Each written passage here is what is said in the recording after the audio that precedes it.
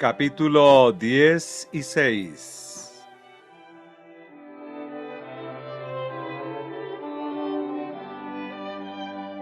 Esta es la última noche dedicada a nuestro estudio bíblico, y me parece ser oportuno hacer un breve repaso de las verdades que hemos venido considerando. Esta revisión la encontramos en Apocalipsis 14, versículos 6 al 12.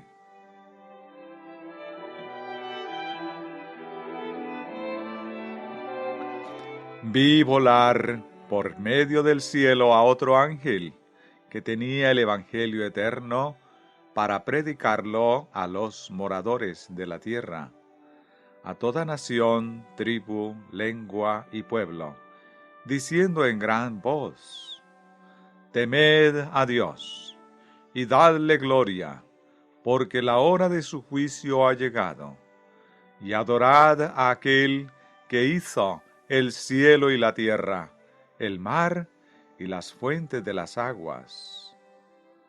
Otro ángel le siguió diciendo: Ha caído Babilonia, la gran ciudad, porque ha hecho beber a todas las naciones del vino del furor de su fornicación. Y el tercer ángel lo siguió, diciendo a gran voz: Si alguno adora a la bestia y a su imagen, y recibe la marca en su frente o en su mano, él también beberá del vino de la ira de Dios, que ha sido vaciado puro en el cáliz de su ira, y será atormentado con fuego y azufre delante de los santos ángeles y del Cordero. Y el humo de su tormento sube por los siglos de los siglos.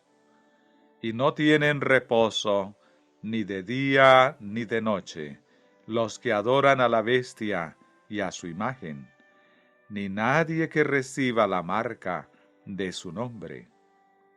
Aquí está la paciencia de los santos, los que guardan los mandamientos de Dios y la fe de Jesús.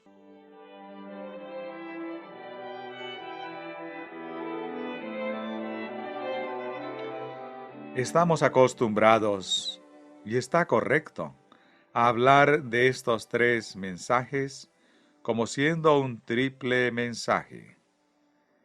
La palabra que es traducida por siguió significa propiamente ir con. Así el texto traducido dirá: y el tercer ángel fue con ellos. Esta es la misma palabra usada en 1 Corintios 10:4. Y todos bebieron la misma bebida espiritual, porque bebían de la roca espiritual que los seguía, y la roca era Cristo. De esta manera, diciendo a gran voz el primer ángel, el segundo se unió a él, y el tercero se juntó a los dos, y juntos los tres decían a gran voz el mensaje. Por lo tanto, hay para nosotros solamente un mensaje a considerar, y este único abarca los tres.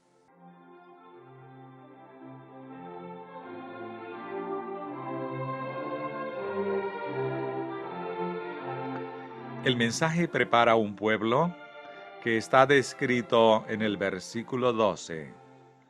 Aquí está la paciencia de los santos, los que guardan los mandamientos de Dios y la fe de Jesús.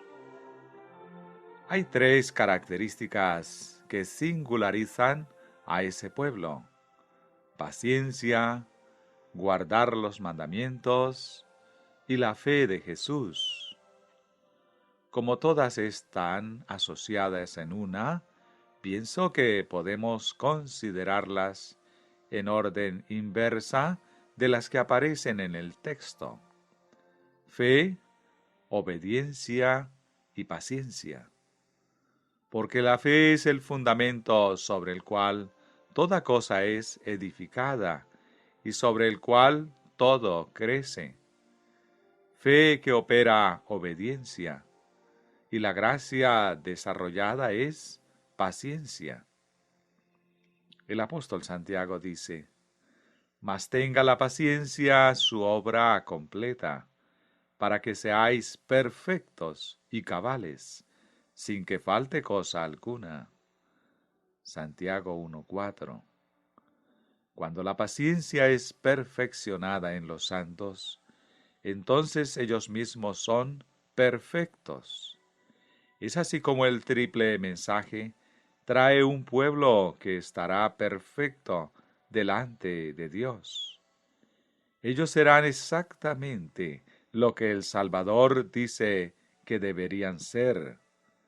Sed, pues, vosotros perfectos, como vuestro Padre que está en los cielos es perfecto. Mateo 5:48.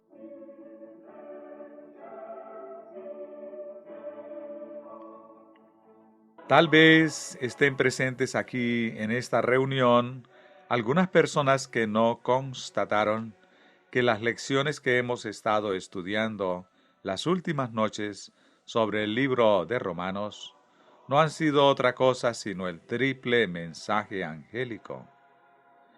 En esta noche deseo mostrar que el tercer mensaje angélico está enteramente reunido en la predicación del apóstol Pablo, como está descrito en 1 Corintios 2:2. Pues me propuse no saber entre vosotros cosa alguna, sino a Jesucristo y a éste crucificado. Eso fue todo lo que Pablo predicó, y eso que él predicó era poderoso. Él dice: así que, hermanos, cuando fui a vosotros para anunciaros el testimonio de Dios, no fui con excelencia de palabras o de sabiduría, y ni mi palabra y ni mi predicación fue con palabras persuasivas de humana sabiduría, sino con demostración del Espíritu y de poder. 1 Corintios capítulo 2, versículo 1 y el 4.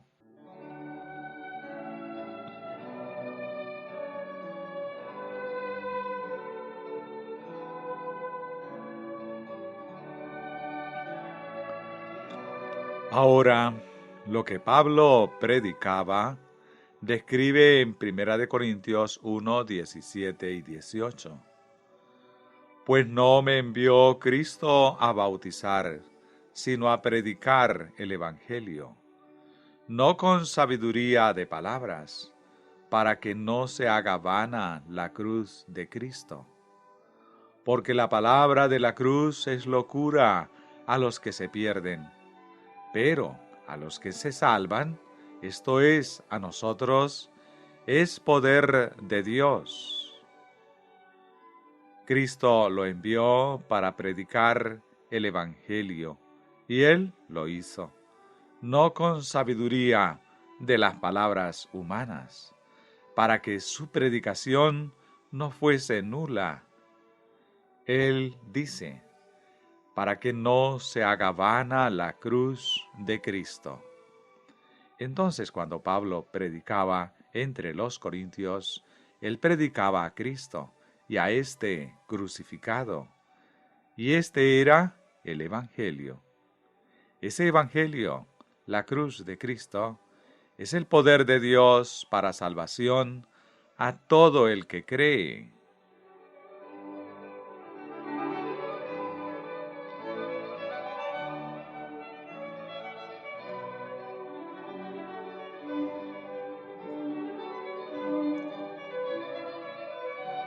Ahora surge la pregunta: ¿era la predicación de Pablo semejante al tercer mensaje angélico o al triple mensaje que nos es confiado? ¿su predicación era diferente de la nuestra? Si la nuestra es diferente, ¿estamos predicando lo que deberíamos predicar? En otras palabras, nuestra predicación deberá incluir algo más de lo que abarcaba la del apóstol Pablo. Si esto es así, entonces, sea lo que fuere, lo mejor sería libertarnos de esto como podamos. Veamos por qué.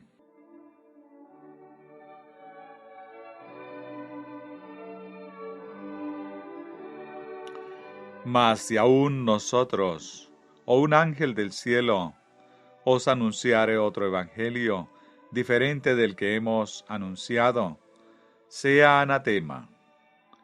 Esta es una vigorosa verdad, pero él la repite y enfatiza. Como antes hemos dicho, también ahora lo repito.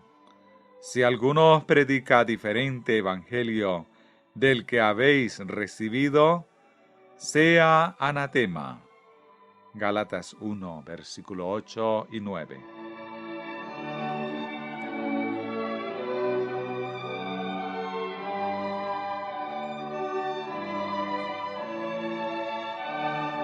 Estas palabras no son en vano, porque hubo hombres que predicaron otro evangelio u otras cosas por evangelio. Y más que esto, hubo ángeles que predicaron otros evangelios y otras cosas en vez de evangelio. Nosotros también veremos esos ángeles caídos aproximarse a nosotros, predicando eso que ellos llaman de evangelio, el cual tendrá poder en sí y irá acompañado de luz.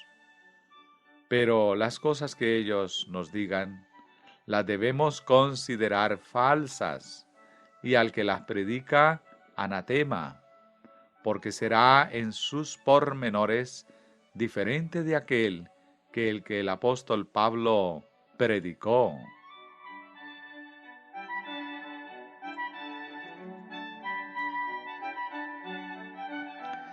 Dejemos ese asunto y volvamos a Apocalipsis 14:6, donde leemos: Vi volar por el medio del cielo a otro ángel que tenía el Evangelio eterno para predicarlo a los moradores de la tierra, diciendo a gran voz: Temed a Dios y dadle gloria, porque la hora de su juicio ha llegado.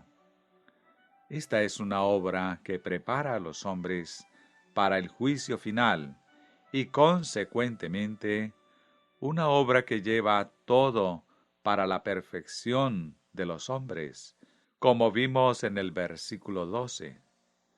Pero este mensaje no es sino el Evangelio eterno. El segundo ángel se unió con el primero, y el tercero acompañó a los dos, y todos los tres juntos dieron un clamor.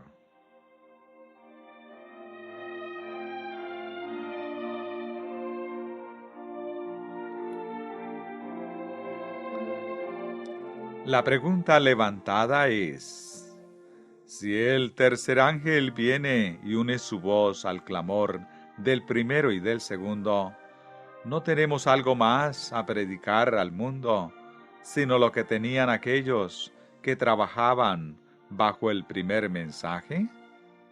Con toda certeza, no tenemos algo más a predicar, sino el Evangelio eterno. El segundo ángel denuncia un acontecimiento, que Babilonia ha caído por causa de su apostasía del Evangelio. Notad, el segundo ángel no tiene nueva verdad a proclamar, solamente anuncia un hecho, algo que aconteció. El tercer ángel solamente manifiesta el castigo que recibirán los hombres que proceden contrariamente con la verdad anunciada por el primer ángel. Pero el primer ángel permanece proclamando, y los tres van juntos. Y como los tres continúan juntos proclamando, y el primero está proclamando el Evangelio eterno, que ha de preparar hombres para estar irreprensibles delante de Dios, y el tercer ángel sigue proclamando la punición que ellos recibieran si no aceptan el Evangelio eterno. Conclúyese necesariamente que todo el triple mensaje angélico es el Evangelio eterno.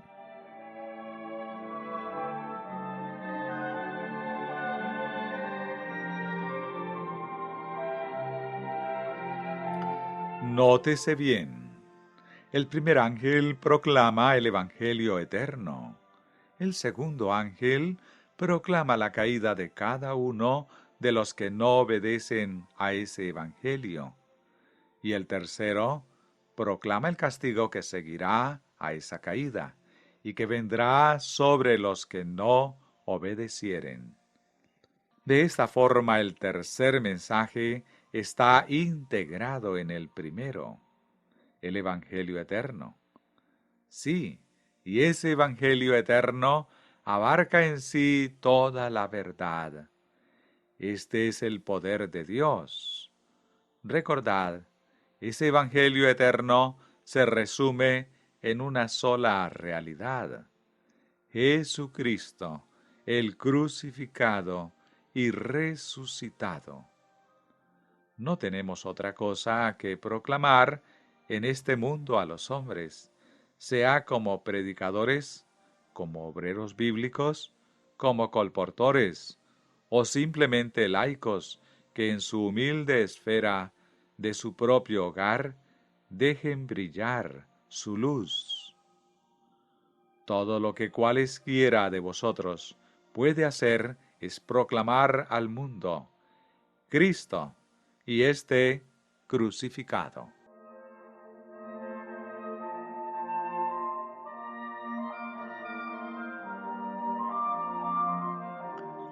Dice alguien, esto significa tomar una posición extremista. Vamos a echar fuera todas las doctrinas que predicamos: el estado de los muertos, el sábado, la ley de Dios, el castigo de los impíos. ¿Echar fuera? No, de manera ninguna. Prediquen en tiempo oportuno e inoportuno. Pero inclusive así, prediquen nada más que Cristo y este crucificado.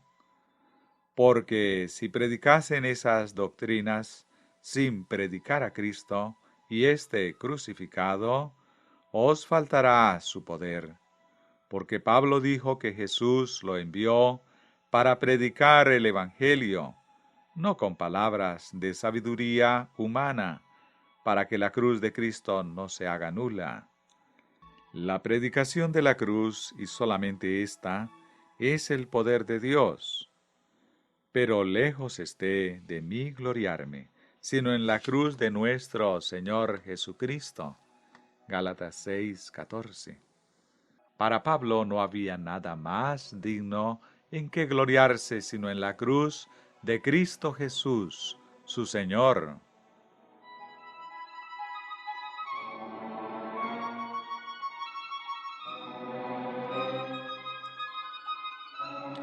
Ahora, consideremos un poco los diferentes puntos de doctrina que predicamos, para ver cómo podemos proclamarlos, y que al mismo tiempo prediquemos solamente a Cristo y a este crucificado.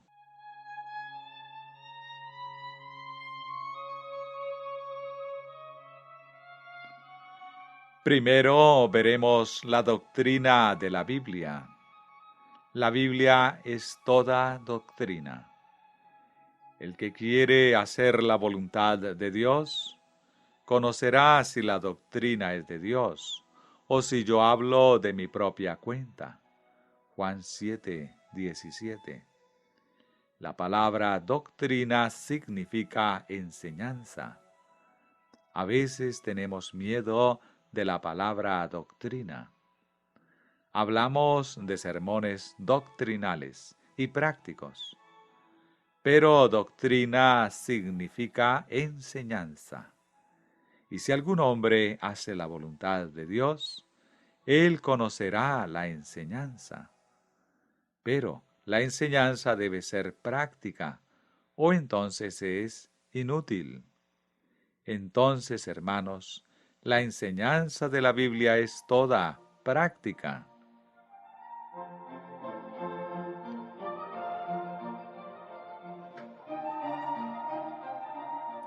Ahora, si no conocemos la doctrina de la Biblia, no sabemos cómo practicar lo que ella enseña.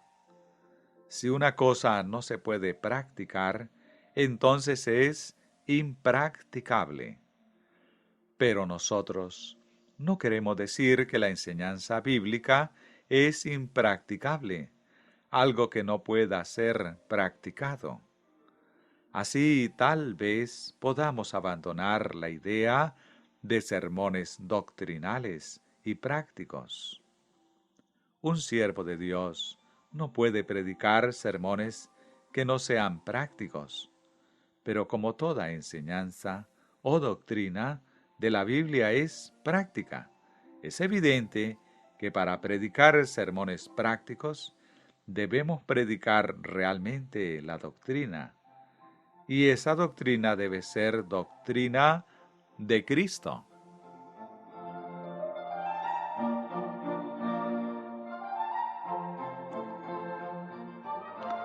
Ahora, los puntos específicos de la doctrina de Cristo, queremos primeramente considerar la ley. Yo tengo solamente que llamar vuestra atención al importante hecho que Cristo está en la ley y la ley está en Cristo, y que no se los puede separar el uno del otro, para probar que los dos van juntos, y que la predicación de la ley sin Cristo no tendrá poder o ni ejercerá cualquier efecto en los corazones de los hombres. Nuestro estudio del libro de Romanos ha traído esto claramente a nuestro entendimiento. Nosotros no anulamos la ley por la fe, pero es solamente por la fe en Cristo que establecemos la ley en nuestros corazones.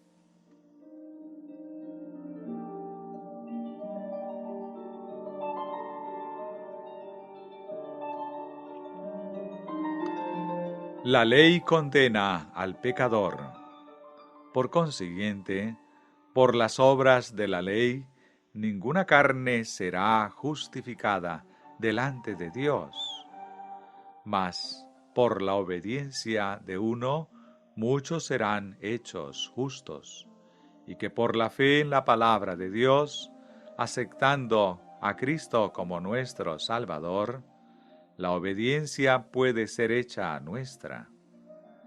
Tener a Cristo como nuestro Salvador es tenerlo en nuestras vidas, es tener la vida eterna.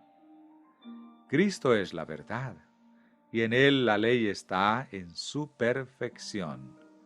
Y si día tras día guardamos a Cristo en nuestros corazones, tendremos en ellos, desde que no vacilemos, la ley en su perfección.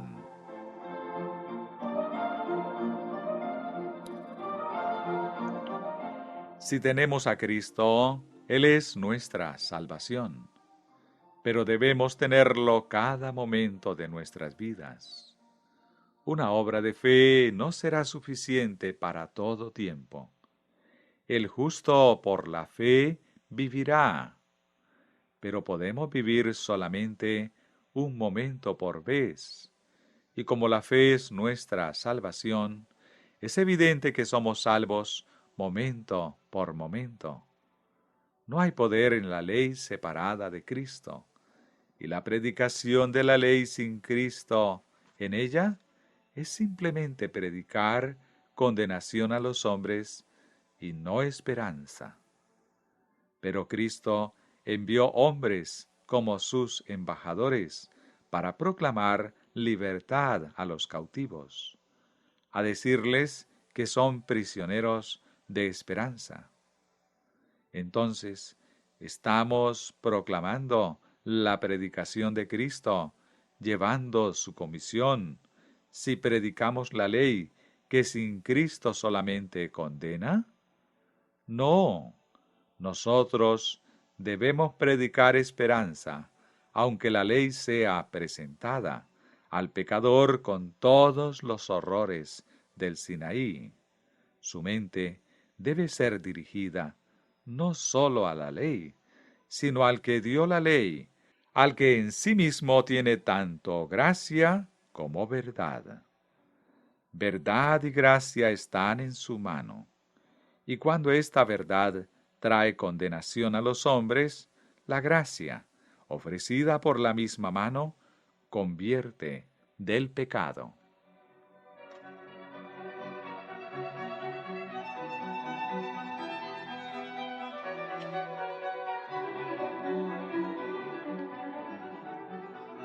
Cuando los hombres tienen a Cristo, ellos tienen su justicia, que es la justicia que la ley exige.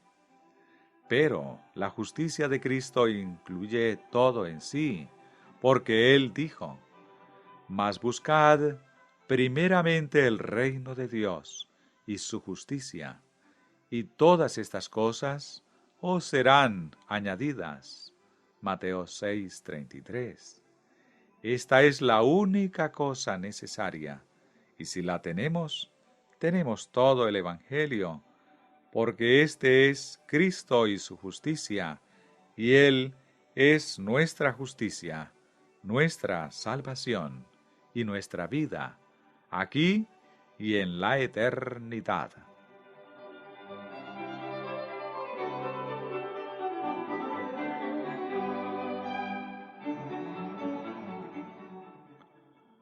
Subtítulo: El sábado.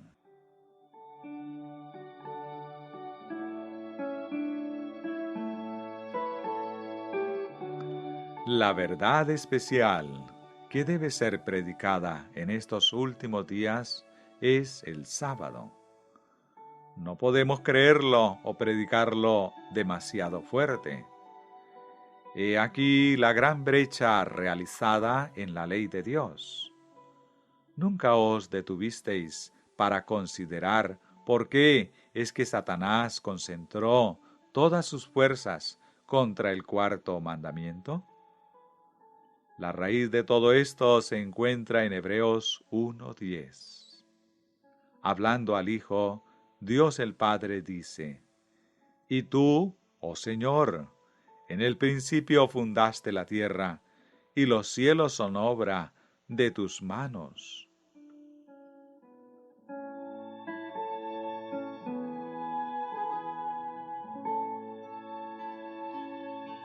Entonces, cuando leemos: los cielos cuentan la gloria de Dios, y el firmamento anuncia la obra de sus manos. Salmos 19:1. Sabemos que ellos manifiestan simplemente el poder que hay en Cristo. Juan dice: en el principio era el Verbo, y el Verbo era con Dios, y el Verbo era Dios. Este era en el principio con Dios. Todas las cosas por Él fueron hechas, y sin Él nada de lo que ha sido hecho fue hecho. Juan 1, versículo 1 al 3. Todo lo que está hecho fue hecho por Cristo.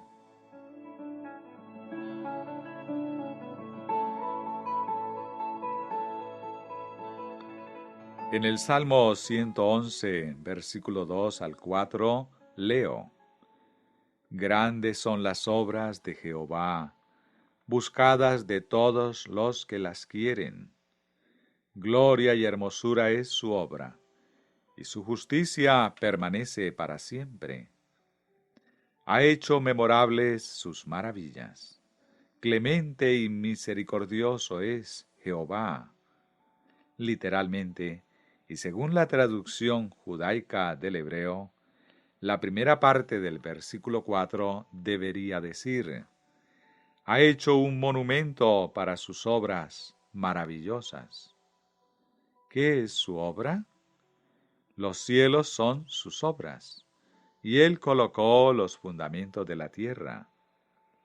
Deseo que notéis estas tres palabras: justicia, clemencia y misericordia, agrupadas íntimamente por el salmista en lo referente a la creación.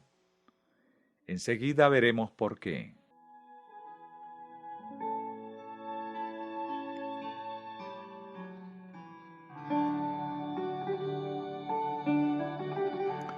¿Cuál es el memorial de Dios? Fueron pues acabados los cielos y la tierra, y todo el ejército de ellos. Y acabó Dios en el día séptimo la obra que hizo, y reposó el día séptimo de toda la obra que hizo. Y bendijo Dios al día séptimo, y lo santificó, porque en él reposó de toda la obra que había hecho en la creación. Génesis 2, versículo 1 al 3. ¿Qué es entonces ese memorial? El séptimo día, que es el sábado.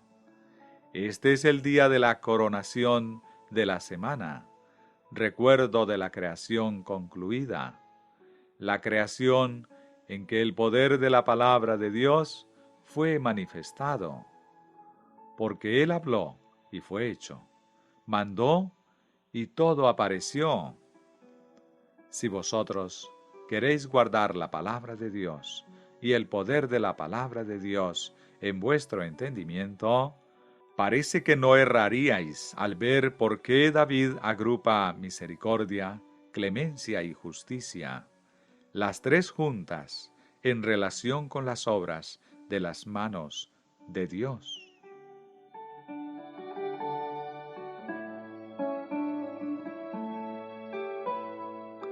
Fue la palabra de Dios que creó los cielos y la tierra. El sábado es el memorial, dado para poder conmemorar y meditar en el poder de la palabra de Dios. En Ezequiel 20:20, Dios dice que el sábado debe ser por señal entre mí y vosotros, para que sepáis que yo soy Jehová, vuestro Dios. Notad bien, esto es para ser por señal. Así que podemos saber que el Dios del cristiano es nuestro Dios.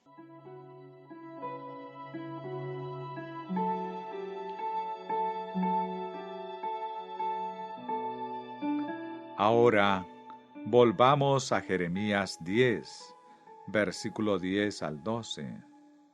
Mas Jehová es el Dios verdadero.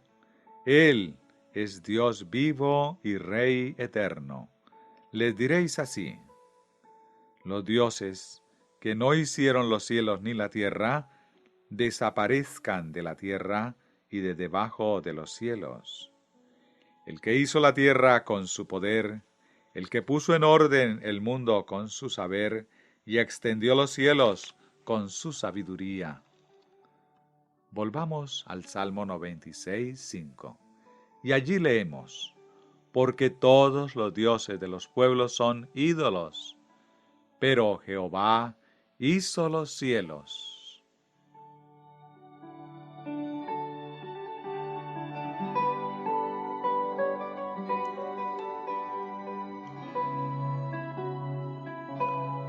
Todo lo que lleva la mente del hombre a un conocimiento de lo que actualmente existe, o que haga recordar el hecho que el Dios a quien servimos es el Creador, también nos probará que todos los otros dioses son falsos dioses, porque el poder de crear es el atributo distintivo.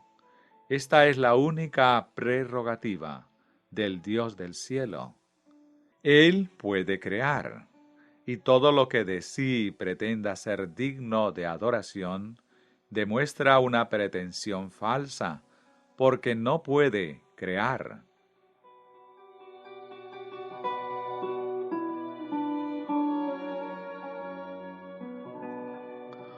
¿Por qué Dios quiere que lo recordemos como Dios? ¿Qué particularidad Dios quiere que tengamos en mente cuando pensamos en Él como Dios? La respuesta a estas preguntas las encontramos en Hebreos 11, versículo 6. Pero sin fe es imposible agradar a Dios, porque es necesario que el que se acerca a Dios crea que le hay, y que es galardonador de los que le buscan. Debemos creer que Dios existe, y de esa idea de existencia no puede ser separada la idea de galardón y auxilio de parte de Dios que, como creemos, existe.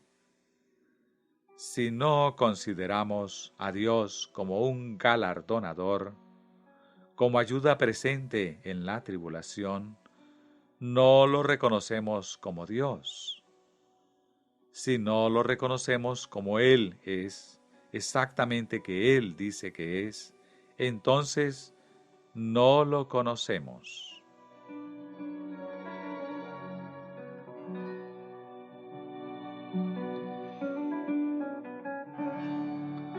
Como el sábado es el memorial de la maravillosa obra de la creación de Dios, y dado para que podamos reconocer que Él es Dios, por tanto el sábado es dado para que podamos reconocer a Dios como un galardonador, porque Él es nada menos que un galardonador de aquellos que diligentemente lo buscan. Esto es concluyentemente probado en Ezequiel 20, versículo 12. Y les di también mis días de reposo, para que fuesen por señal entre mí y ellos, para que supiesen que yo soy Jehová, que los santifico. Entonces, el propósito que Dios tuvo al dar el sábado al hombre fue para que él pueda conocer que el Dios que lo dio es un Dios que lo santifica.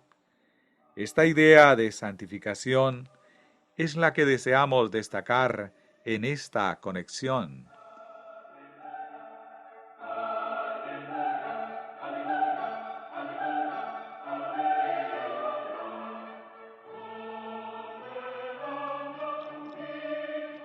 Puede ser alegado que el sábado fue dado antes de la caída del hombre, de manera que en el tiempo en que fue dado él, ya era santificado y por tanto no necesita de Cristo para salvarlo del pecado.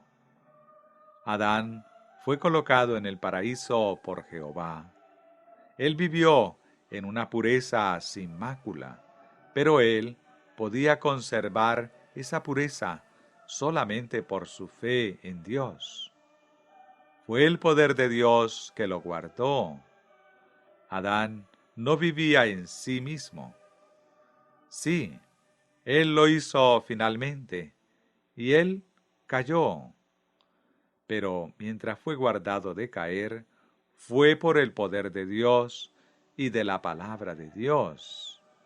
Entonces, él necesitaba del poder de Dios para que lo guarde de caer, como él dice después.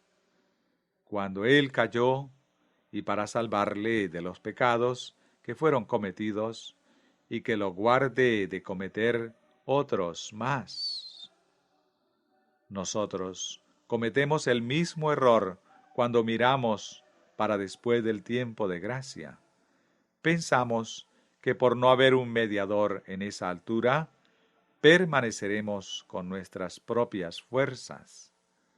Vendrá un tiempo en que no habrá un mediador, mas los que en aquel tiempo permanecieren no se sostendrán por sus propias fuerzas, mas en el poder de Cristo que os guardará en aquel tiempo, porque estaremos sin pecado.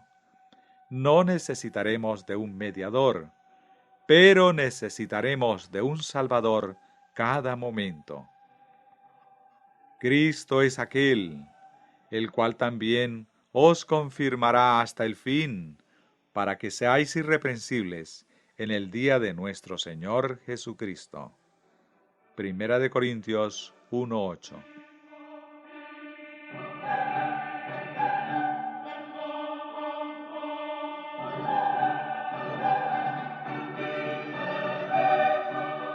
Si Adán nunca hubiese caído, el sábado habría permanecido en el Edén, como memorial del poder de Dios, para guardarlo de caer de la posición y lugar en que Dios lo había colocado. Esta es exactamente la razón por la cual tenemos el sábado. Es para probarnos que Dios es nuestra santificación y que Él coloca su justicia en nosotros y sobre nosotros por la misma palabra por la cual Él hizo el cielo y la tierra. Entonces, el sábado existe con el propósito que podamos meditar sobre el poder de Dios y de recordar que el mismo poder que hizo la tierra es el poder que nos guarda del pecado y nos lleva a la salvación preparada que se revelará en estos últimos días.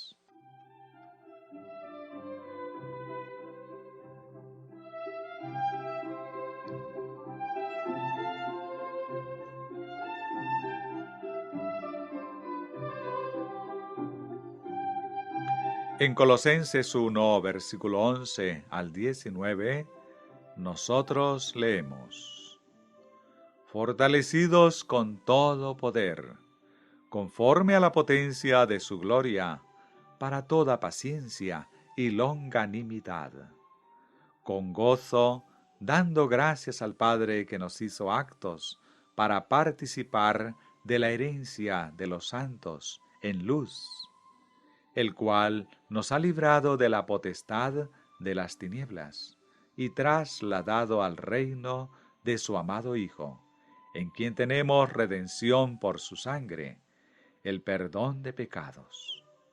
Él es la imagen del Dios invisible, el primogénito de toda creación, porque en Él fueron creadas todas las cosas, las que hay en los cielos y las que hay en la tierra, visibles e invisibles, sean tronos, sean dominios, sean principados, sean potestades. Todo fue creado por medio de Él y para Él, y Él es antes de todas las cosas, y todas las cosas en Él subsisten. Y Él es la cabeza del cuerpo, que es la Iglesia.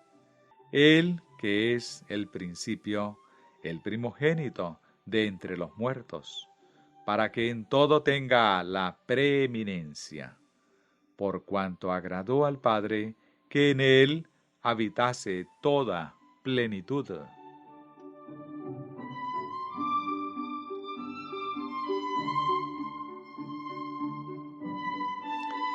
El apóstol presenta a Cristo como aquel por quien tenemos redención. ¿Por qué? Porque por Él fueron creadas todas las cosas. Este pensamiento esclarece la objeción tantas veces levantada en conexión con el sábado, que redención es mayor que creación, porque redención es creación y nada más que eso. Es el mismo poder y la misma cosa. Por la palabra del Señor fueron hechos los cielos, y por la palabra del Señor nos es declarada justicia. Llamar a este universo a la existencia era una obra de creación, y llamar justicia para dentro del corazón de un hombre que tiene una mente corrupta es también una obra de creación. Cristo nos es presentado como el Creador para que podamos conocer su poder salvador. Y es por medio de su palabra que Cristo nos es presentado.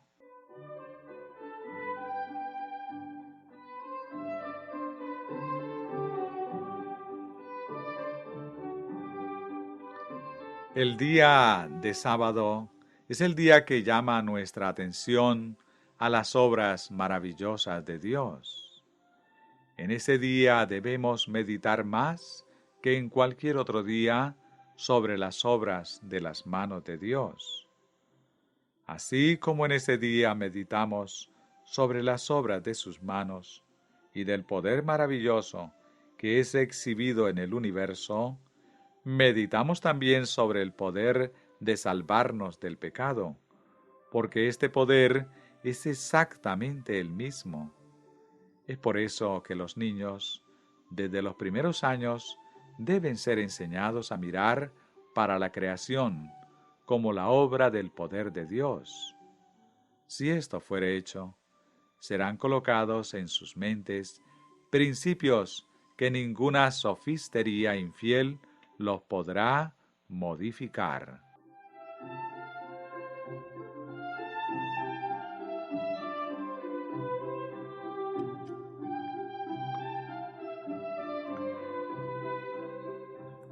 En el capítulo 11 de Hebreos, Pablo muestra el poder de la fe que obra justicia.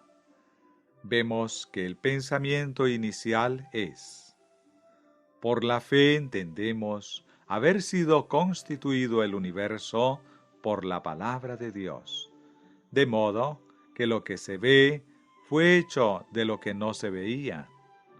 Por lo tanto, al dirigir la mente de los jóvenes al poder de Dios en la creación del universo, ellos entenderán por la fe y sus mentes aceptarán el pensamiento que aquel que hizo todo lo que pueden ver es el galardonador de aquellos que diligentemente lo buscan.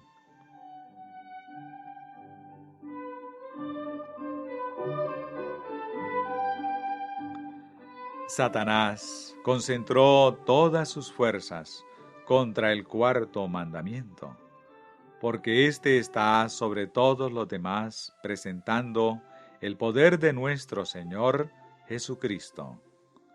Satanás es el anticristo y no hace nada más en el mundo sino aquello que es dirigido contra Cristo. Esta es la razón por la cual Él ha oscurecido el cuarto mandamiento, para que puedan desviar la atención de los hombres de Dios en Cristo como Creador. Porque así como los hombres pierden de vista el poder creador que hay en Cristo, perderán de vista su poder para salvar. Por eso, predicad el sábado más y más, pero estad seguros que al hacerlo, estáis predicando a Cristo y a este crucificado como el que salva del pecado.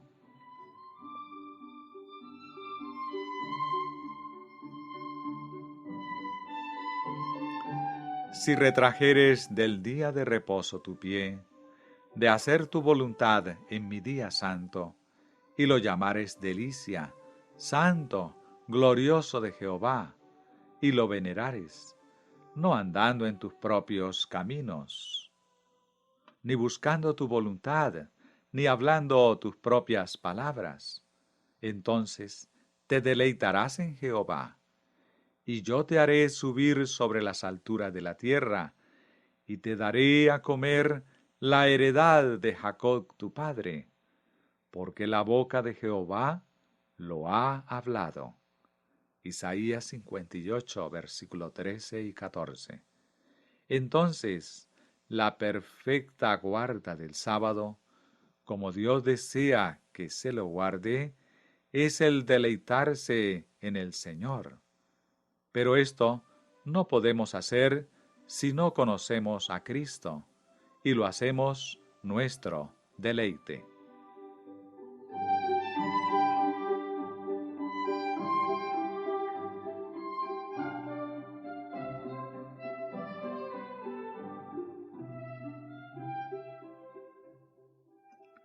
Subtítulo: La heredad de los santos.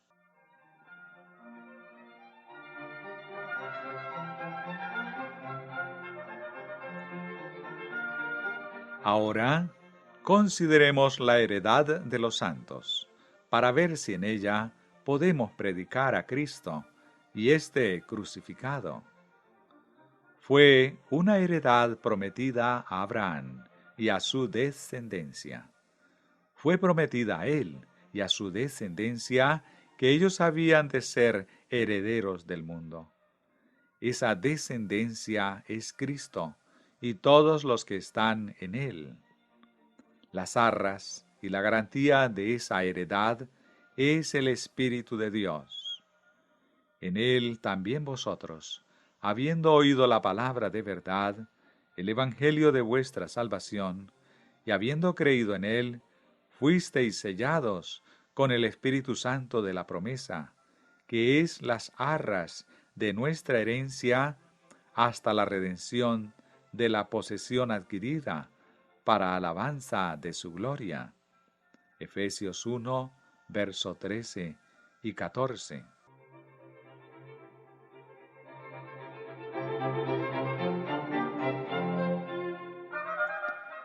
El Espíritu de Dios es la señal, la paga adelantada de nuestra herencia. Y entonces Pablo ora: alumbrando los ojos de vuestro entendimiento, para que sepáis cuál es la esperanza a que Él os ha llamado, y cuál es la riqueza de la gloria de su herencia en los santos, y cuál la supereminente grandeza de su poder para con nosotros, los que creemos, según la operación del poder de su fuerza, la cual operó en Cristo, resucitándole de los muertos.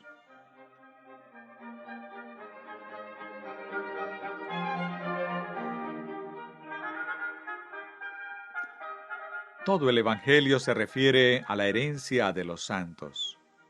Esa heredad es alcanzada, no por la ley, mas a través de la fe en Jesucristo. Si somos de Cristo, entonces somos herederos conforme a la promesa. ¿Para qué sirve la predicación de la herencia de los santos, si en ella no predicamos a Cristo como aquel mediante quien esa herencia es alcanzada? Él es el único en quien hemos alcanzado una heredad. La promesa a Abraham fue que en él serían benditas todas las naciones de la tierra. Haciendo esa promesa a Abraham, dice Pablo que Dios le predicó el Evangelio. Ver Gálatas 3, 8.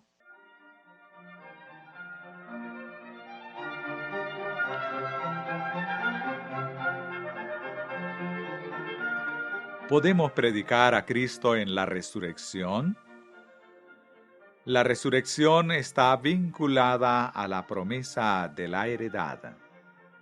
Cuando Dios dio la promesa a Abraham, él no dudó, sino que quedó enteramente convencido que Dios había prometido y que era capaz de cumplirlo. Él tenía fe en Dios, que resucita a los muertos, y esa fe fue mostrada en perfección cuando él ofreció a Isaac sobre el altar. Así su creencia en la promesa fue basada en su creencia en Cristo como la resurrección y la vida. En Cristo está la ley y el sábado. En Él está la herencia. Cristo crucificado y resucitado es el medio por el cual podemos alcanzar el hogar glorioso.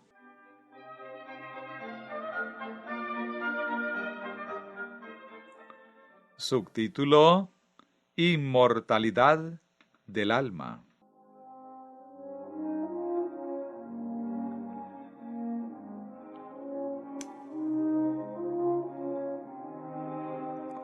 ¿Puede Cristo ser predicado cuando hablamos sobre la inmortalidad del alma? Sí, porque esto nada es sino la vida a través de Cristo. Mediante Cristo tenemos vida, y no hay otro camino por el cual podamos alcanzarla. Podemos probarlo claramente por la Biblia que no hay conciencia en el sepulcro, y que el hombre es mortal a pesar de no tener los principios verdaderos en referencia a la cuestión de la inmortalidad del alma. Algunos dicen que cuando la gente entiende que el hombre es mortal, está seguro contra el espiritismo. ¿Es esto así? No, porque muchas personas reconocieron esto y sin embargo entraron en el espiritismo. ¿Por qué? Porque ellos no tenían a Cristo en su doctrina. Aquel que tiene al Hijo tiene vida, y el que no tiene al Hijo no tiene la vida. Cristo compró la vida para el hombre, y nosotros podemos tener esa vida creyendo en su palabra. Sin Cristo no hay vida, y sin Él no podemos tener vida.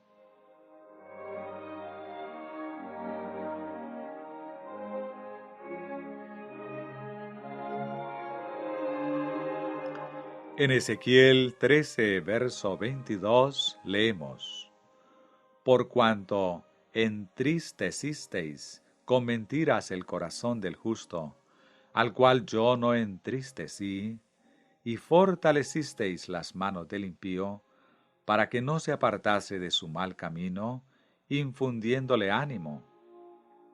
La razón por la cual los hombres están presos en sus iniquidades, y por la cual descienden a la perdición, es porque a ellos se les promete vida cuando ellos no la tienen, mientras permanezcan en este estado pecaminoso. Tinieblas están cubriendo la tierra, y obscuridad los hijos de los hombres. Y será como fue antes del diluvio, cuando todos los pensamientos de los hombres eran continuamente malos. Esto es porque ellos creen que tendrán vida sin Cristo.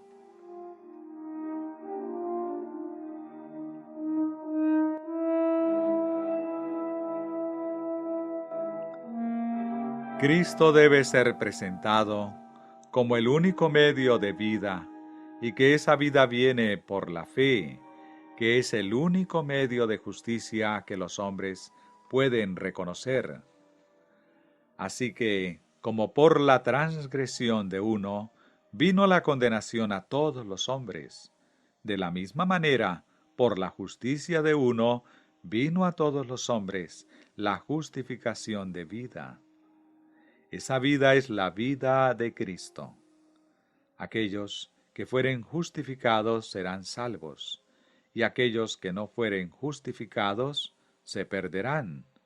Y el único medio por el cual podemos ser justificados es por la vida de Cristo.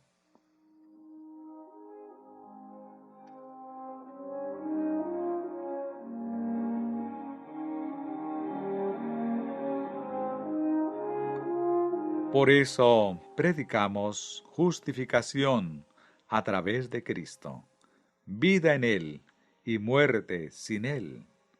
Por lo tanto, aquel que no tiene al Hijo no tiene vida y no verá la vida.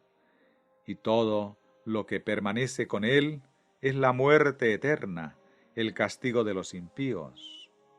Por tanto, nos es imposible presentar la doctrina de la inmortalidad del alma de otra manera, sino a través de Cristo. Si lo hiciéremos, la predicación no irá acompañada de poder, porque nada, sino la predicación de la cruz, es el poder de Dios.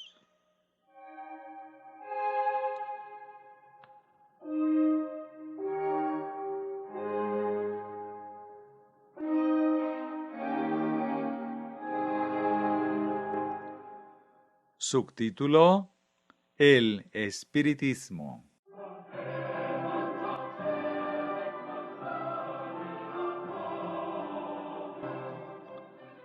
Consideremos el espiritismo. Es verdad que un hombre puede creer que los hombres son mortales y que ellos no van al cielo en el momento de morir. Pero si no conoce ese poder, él no está seguro contra el espiritismo. Si él no conoce el poder de la vida de Cristo, no hay nada que lo pueda guardar contra las artimañas de esta terrible desilusión. Pero si él conoce la debilidad del hombre, y que éste no tiene vida en sí mismo, y que hay vida en Cristo, y que la fe hace que esa vida sea su propiedad, entonces él tiene una salvaguardia.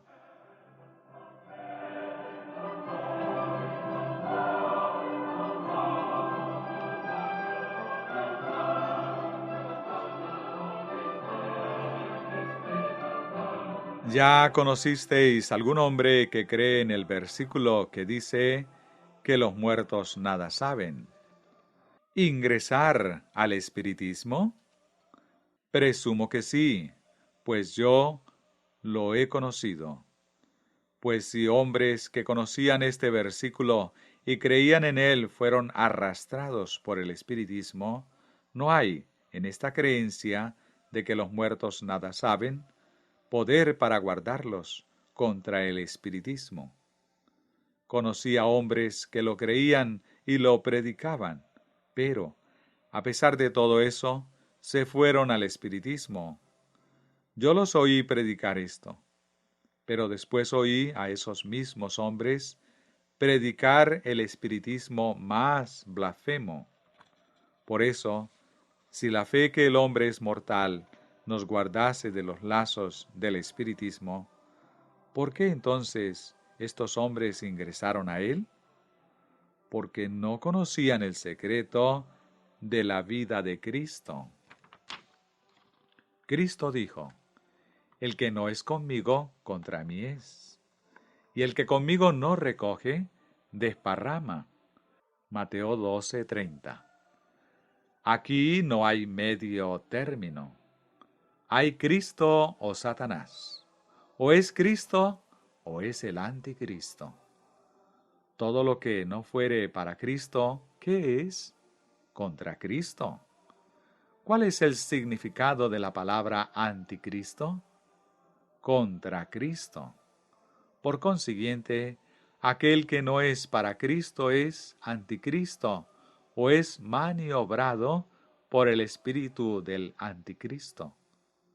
Si alguno no tiene el espíritu de Cristo, no es de él.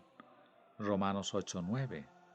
Por eso, si no tuviere el espíritu de Cristo, ¿qué espíritu él debe tener?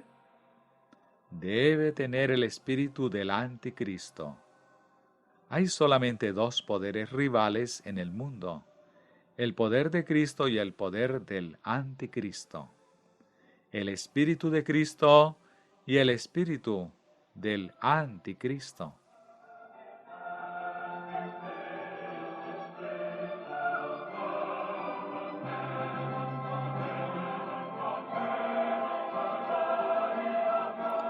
Y él os dio vida a vosotros, cuando estabais muertos en vuestros delitos y pecados, en los cuales anduvisteis en otro tiempo, siguiendo la corriente de este mundo, conforme al príncipe de la potestad del aire, el espíritu que ahora opera en los hijos de la desobediencia.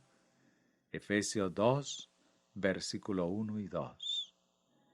¿Quién es el príncipe de las potestades del aire? Satanás. Entonces, es el espíritu de Satanás que opera en los hijos de la desobediencia.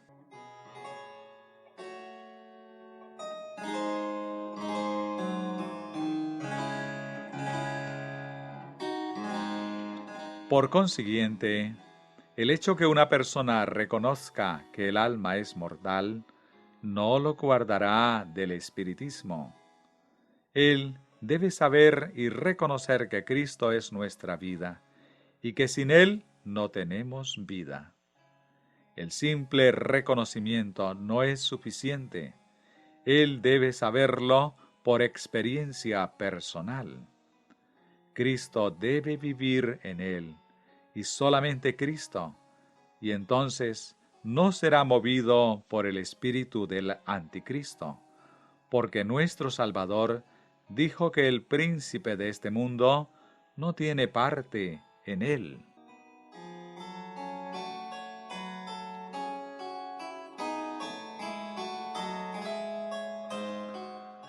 ¿Cuál es el secreto del espiritismo? Separación de Cristo. Todo hombre que, a pesar de creer en el sábado, en la segunda venida de Cristo, en la mortalidad del alma, no importa si cree en todo, no recibe a Cristo en su propio corazón. Más tarde o más temprano, este hombre estará absorbido por la gran seducción de Satanás. Es a los que no reciben el amor de la verdad que Dios enviará desilusiones fuertes para que crean en la mentira, para que sean condenados, porque no creyeron en la verdad, sino que tuvieron placer en la iniquidad. Entonces, es posible que yo reconozca todos los diferentes puntos de la verdad presente, abarcados en el tercer mensaje angélico. Pero mientras existe injusticia en mi corazón, tendré la simiente del espiritismo. Toda injusticia es obra del anticristo. Existiendo injusticia, existe aquello mediante lo cual Satanás me puede engañar. Es el engaño de iniquidad. No es el engaño de la ignorancia, sino el engaño de la iniquidad.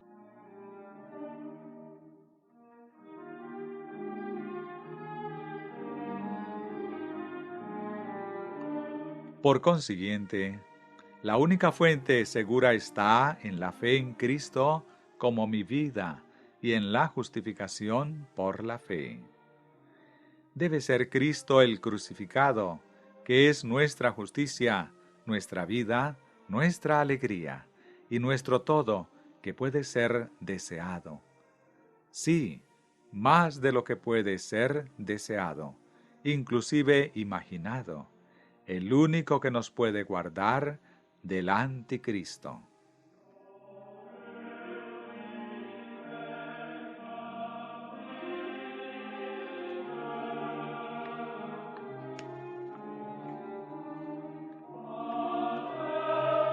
Amados, no creáis a todo espíritu, sino probad los espíritus si son de Dios, porque muchos falsos profetas han salido por el mundo.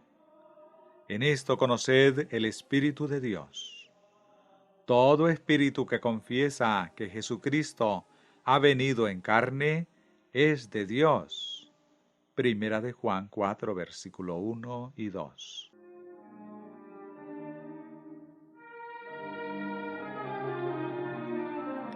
¿Qué significa entonces confesar que Jesucristo vino en carne?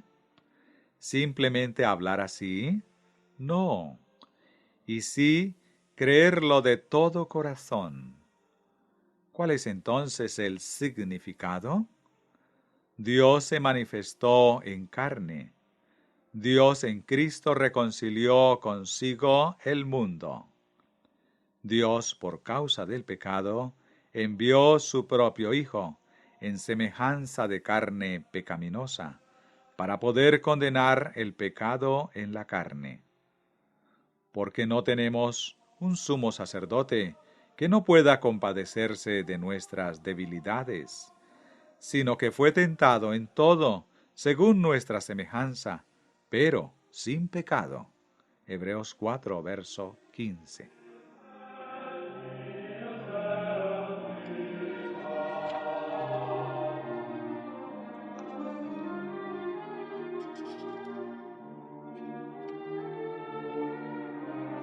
Hermanos, reconocer que Cristo vino en carne significa que debemos tomar a Cristo como era en la carne y para todo lo que en la carne vino a hacer.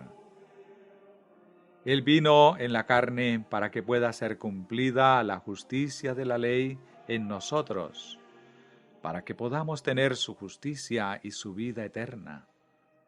Todo espíritu que niega a Cristo como único medio de vida y justicia es el espíritu del anticristo.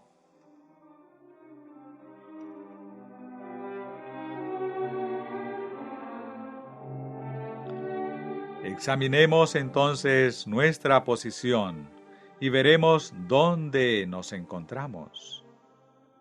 Es el Espíritu de Cristo que actúa en nosotros cuando decimos que podríamos vencer en el caso en que Cristo nos diese una pequeña ayuda. Si lo dijésemos, pretenderíamos, por lo menos parcialmente, alcanzar el cielo por nuestras propias obras. Negaríamos a Cristo y que Él vino en carne. Este es el espíritu del anticristo operando en nosotros.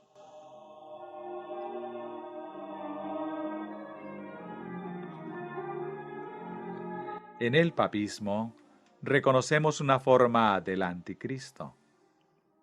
El secreto de alcanzar la vida, como el papismo enseña, no es Cristo y su vida, sino penitencia, el monasterio y la Virgen María.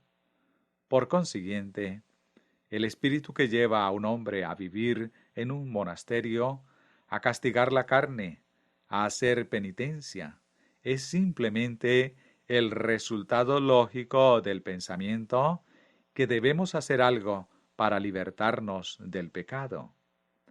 Es el espíritu que enseña que no podemos confiar enteramente en Cristo y que quiere realizar en nosotros nuestra propia justicia.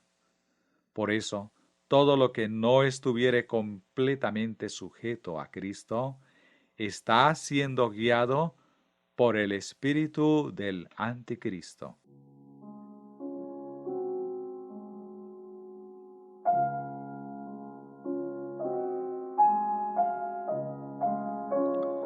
Y todo espíritu que no confiesa que Jesucristo ha venido en carne, no es de Dios. Y este es el espíritu del anticristo, el cual vosotros habéis oído que viene y que ahora ya está en el mundo. Hijitos, vosotros sois de Dios y los habéis vencido, porque mayor es el que está en vosotros que el que está en el mundo. Primera de Juan 4, versículo 3 y 4. Vencemos el anticristo solamente con Cristo en nosotros. Cristo es el primero y el último, para todo y siempre. Cristo en la ley y la ley en Cristo. Cristo en el sábado como el Señor del sábado, porque Él lo hizo, y porque el sábado muestra el poder de la palabra de Cristo, por lo cual fueron hechos los cielos, y por lo cual ellos son mantenidos.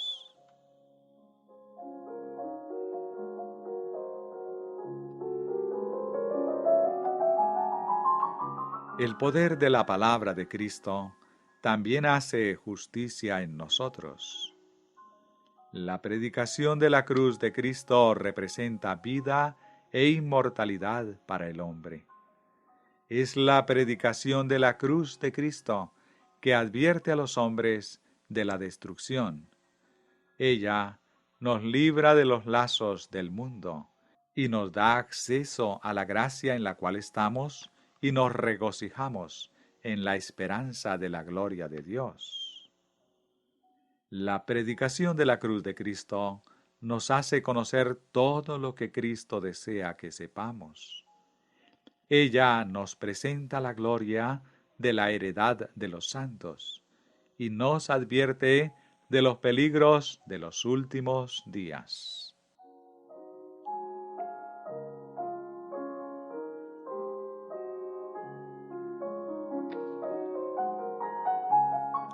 Mientras permanezcamos fieles al tercer mensaje angélico y a todos los puntos de doctrina que nos distinguen del mundo, ojalá nada más queramos saber sino de Jesucristo y este crucificado. Es el poder de Dios para salvación. Es el Evangelio eterno que preparará hombres para el juicio final, que incluso ahora está en preparación. El primer ángel declaró: «Temed a Dios y dadle gloria, porque la hora de su juicio ha llegado». Cuanto más ahora deberíamos proclamar este mensaje. El Evangelio eterno ahora, teniendo presente que ese juicio no solamente ya comenzó, sino que ya está para terminarse.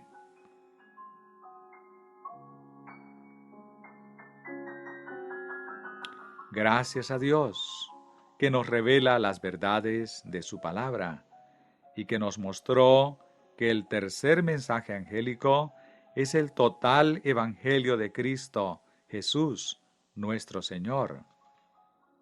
¿Por qué sabemos tanto sobre la palabra de Dios? Porque Dios revela a Cristo a nosotros y en nosotros. Todo lo que sabemos del poder de Cristo, lo sabemos por la palabra, y mediante ella somos purificados del pecado. Nuestra fe se apodera de Cristo, y Él se vuelve una realidad en nuestros corazones y en nuestras vidas.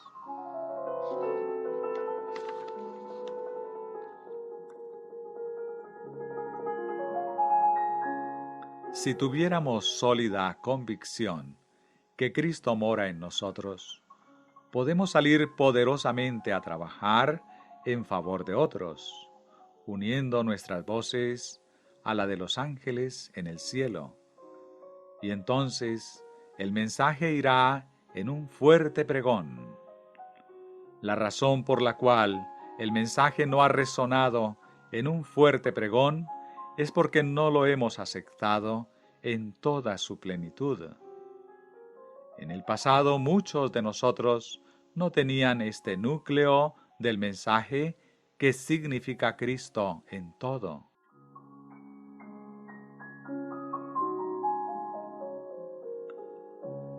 Cuando tengamos a Cristo, tendremos todo y conoceremos el poder que hay en Él.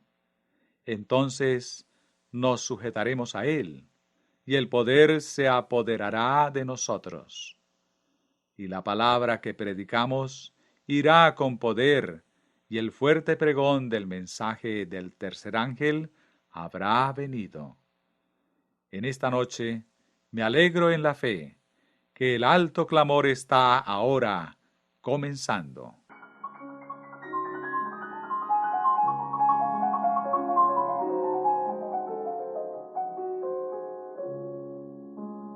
En breve, cuando Cristo venga, todo estará concluido.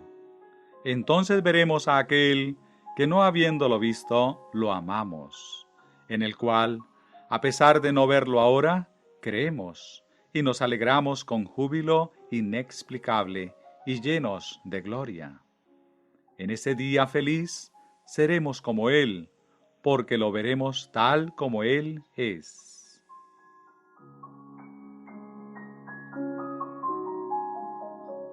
Dios permita que ese día luego pueda venir. Dios permita que cada uno de los que están en esta sala deseen entregarle su corazón y puedan decir: «Aquí estoy, Señor, tómame, yo soy tuyo y tú eres mío. Úsame, Señor, en tu propio camino, para que, por mi intermedio, pueda hacer conocidas a las gentes las riquezas impenetrables de Cristo».